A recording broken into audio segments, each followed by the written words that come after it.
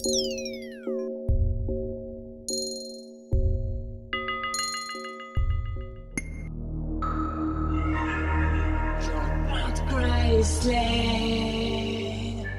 genèse de la ADN, c'est également la genèse de Caribd, qui est opérateur.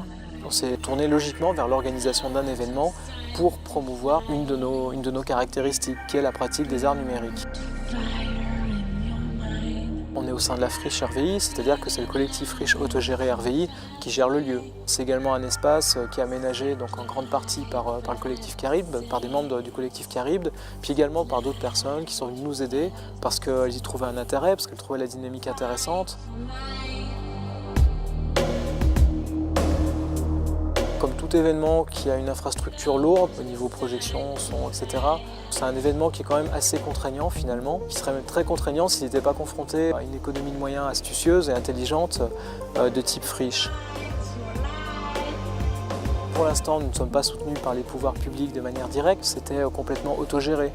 C'est-à-dire qu'on a fonctionné sans subvention, tout le décor, toute l'installation électrique, etc., etc. Toute cette gestion-là, elle est quand même assez lourde et on l'a fait vraiment... On l'a fait à bout de bras, en groupe, nombreux. On a été amené à gérer tout ça uniquement avec de la récupération, avec de l'astuce finalement.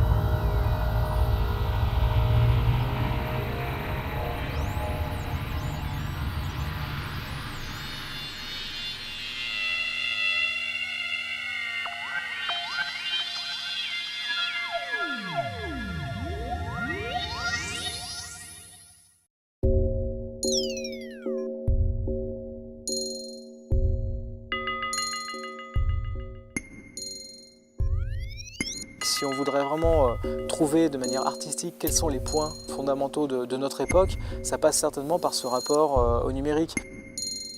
Et là, on est en plein dedans, on est une génération qui est vraiment née là-dedans, quoi. Pour cette première ADN, il y avait 150 artistes, une soixantaine de musiciens, une dizaine de personnes qui travaillent dans la vidéo. On ne pouvait pas rester simplement dans un certain milieu numérique. On ne voulait pas se limiter justement à cette sphère du démo making, on voulait intégrer vraiment progressivement le plus de pratiques qui touchent au numérique possible.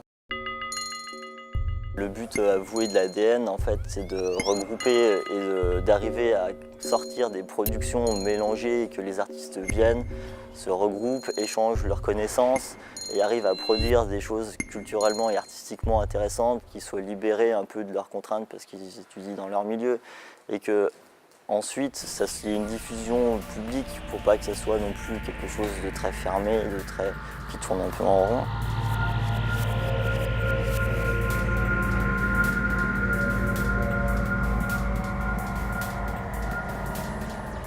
Au début du démo making, chaque personne avait vraiment sa spécialité. Et quand on a très bien exploré sa spécialité, ça devient logique qu'on déborde sur les autres spécialités et qu'on commence à attraper des nouvelles curiosités pour explorer de nouveaux domaines.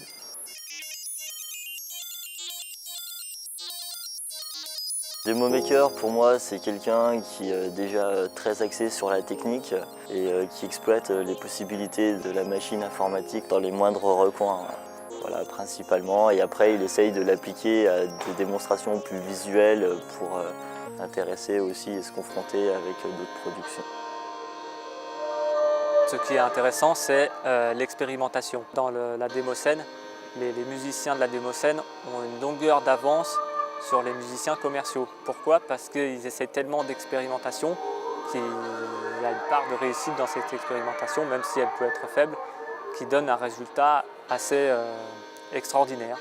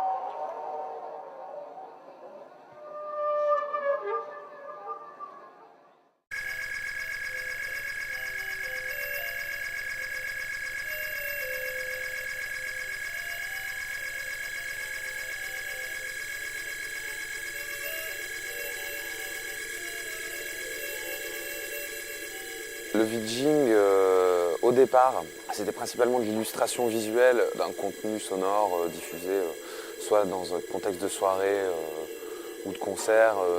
Peu à peu, ça s'est développé par rapport au matériel, en fait, qui a beaucoup évolué aussi. Et c'est passé sur informatique, comme beaucoup de choses.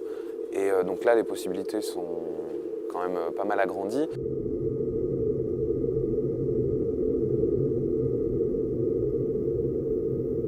Il y a plusieurs manières de travailler en fin de compte. Élaborer un spectacle, entre guillemets, avec quelqu'un. Donc c'est un travail en amont en fait qui se fait sur des répétitions, etc. tout simplement.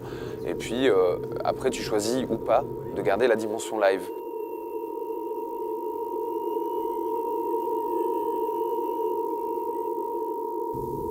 Très souvent on est appelé à jouer avec des gens qu'on ne connaît pas d'avance. Dans ces cas-là, donc on a des créations en fait, qui sont faites pour réagir de manière interactive au son.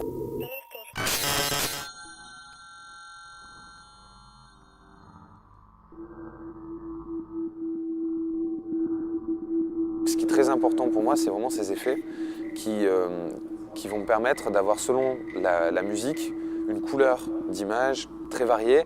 Et donc après, c'est à moi d'exploiter les réactions de ces effets pour les révéler en fait.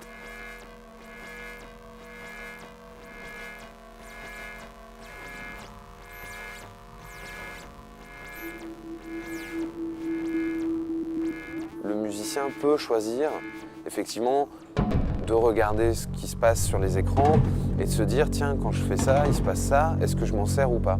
Certains le font, d'autres pas. C'est vrai qu'ils sont aussi dans un travail qui est assez prenant et je peux comprendre qu'ils ne le fassent pas forcément. Mais quand ils le font, c'est vrai que ça prend une dimension, un échange quoi, incroyable, incroyable.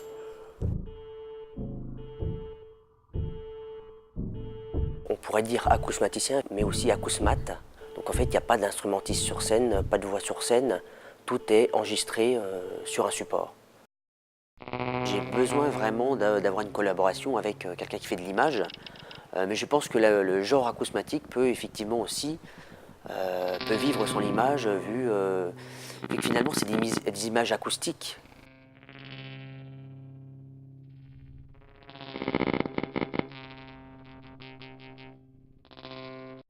On peut parler de paysage sonore, on peut parler du cadre d'un paysage sonore, on peut parler d'image, on peut parler de cinéma pour l'oreille. On capte des sons, des matières, on les transforme en studio, on oublie presque la provenance de ces sons. Certaines matières sont tellement transformées qu'on oublie le bruit d'un oiseau, qu'on oublie le bruit d'une tôle qu'on va frotter avec un geste particulier pour vraiment rentrer dans la matière et façonner cette matière.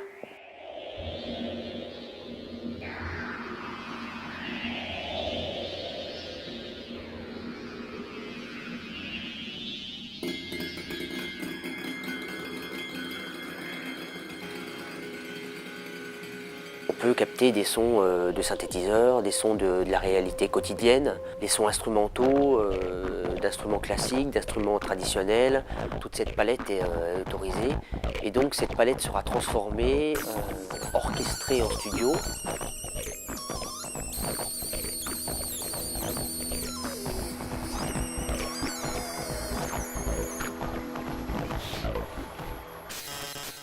Finalement, avec l'informatique, on peut travailler de l'image arrêtée, on peut travailler de l'image en mouvement, on peut travailler du son, on peut travailler sur des installations sonores, in situ. C'est pas pour rien que la musique contemporaine également, à partir du moment où on a pu enregistrer du son, a évolué vers des horizons très diversifiés.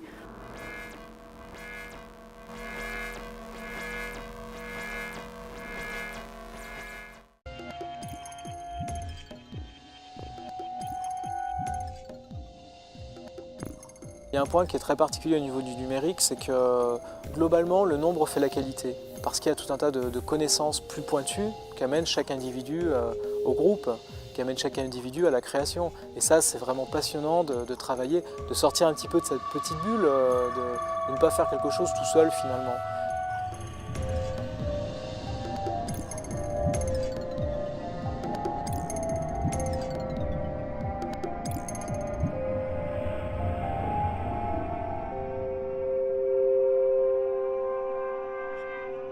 Chacun a bien mis du sien et a vraiment donné de soi-même. Et les productions, il y a vraiment des productions intéressantes. Je pense qu'il y a matière à retravailler certaines choses, aussi bien dans le son que dans l'image, dans la photo. Pour un début, c'est encourageant en fait, c'est prometteur.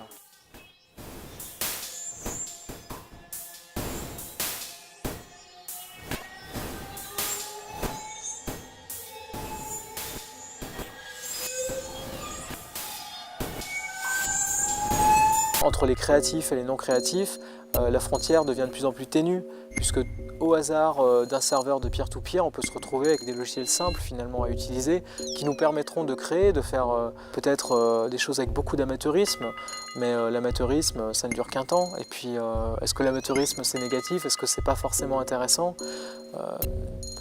Moi, je rêve d'une société où il n'y ait pas forcément de super production exclusive, mais où chacun fasse sa vidéo et où la valeur comparative se fasse sur la création, sur la créativité, sur l'économie de moyens, etc., etc., sur la force des individus à se regrouper, à ne pas avoir besoin forcément d'être subventionnés, ni d'être dans une structure immense qui brasse des millions pour faire des choses intéressantes. Bien sûr, c'est utopique, mais c'est passionnant de voir jusqu'à quel point on peut se rapprocher de cette utopie finalement.